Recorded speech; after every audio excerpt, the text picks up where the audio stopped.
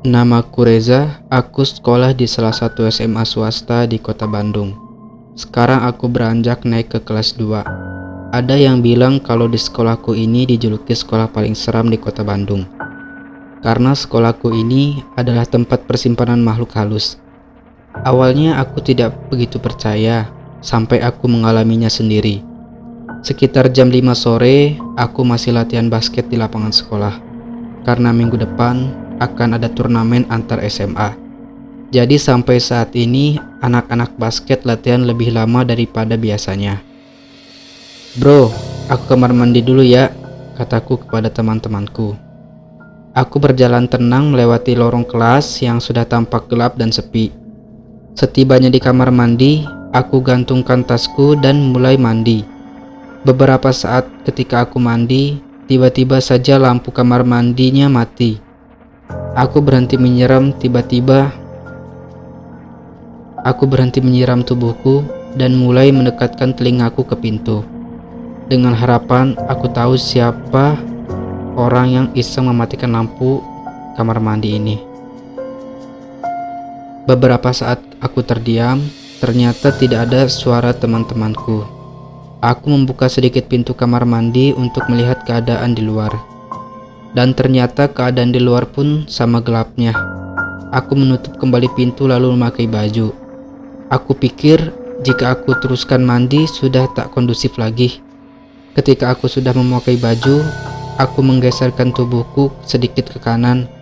Namun kakiku menginjak sesuatu. Ini seperti kaki seseorang. Aku mulai mundur beberapa langkah menuju tembok, dan di dalam kegelapan itu aku seperti merasakan ada seseorang bersamaku. Aku segera mengambil tas yang kugantungkan di belakang pintu, namun karena panik aku pun terjatuh. Aku mulai membungkukkan badanku, meraba-raba mencari tasku. Tiba-tiba aku mendengar suara yang sedang bernafas. Jelas sekali itu bukan suara nafasku. Hembusan nafas itu sangat kuat, dan badanku mulai merinding. Keringat dingin mulai bercucuran di keningku. Aku ingin segera keluar dari sini. Aku mencari ganggang pintu yang ada di sisi kiriku, namun pintu kamar mandi susah terbuka. Dan dari arah belakangku angin dingin berhembus, seperti meniup pundakku. Suara hembusan nafas ini membuatku sangat takut. Aku memberanikan diri membalikkan tubuhku, namun tidak ada siapa-siapa. Jantungku kini semakin berdegup kencang. Aku ingin berteriak memanggil teman-temanku, namun aku tidak bisa. Tubuhku sekarang menjadi kaku, badanku sama sekali tidak bisa digerakkan. Tiba-tiba ada sesuatu yang bergerak-gerak di atas kepalaku. Sekarang aku merasakan ada sesuatu yang menyentuh rambutku. Sedikit demi sedikit, dan kali ini teksturnya mulai terasa. Ini adalah rambut, sebuah rambut yang sangat panjang dan menutupi wajahku. Sekuat tenaga aku berusaha memberontak, namun seperti ada yang memeluk dari belakang dengan sangat erat. Aku semakin tidak bisa bergerak, dan nafasku tidak bisa berjalan dengan lancar. Dan kali ini, suara hembusan nafas itu terdengar jelas dari atas kepalaku. Aku memulai membaca doa di dalam hati, sambil mengingat doa-doa yang aku hafal. Namun sulit sekali untuk mengeluarkan suara. Sampai akhirnya aku bisa bergerak.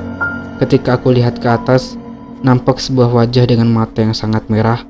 Hanya beberapa detik saja aku melihat sosok itu, dan tak lama sosok itu menghilang. Badanku yang kaku sudah bisa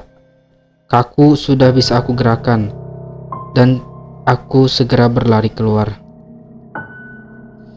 Di depan aku bertemu dengan teman-temanku yang menunggu di pos satpam.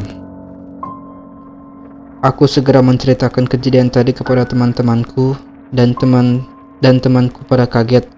Lalu ceritaku ditanggapi oleh seorang satpam yang mengatakan bahwa aku memang salah.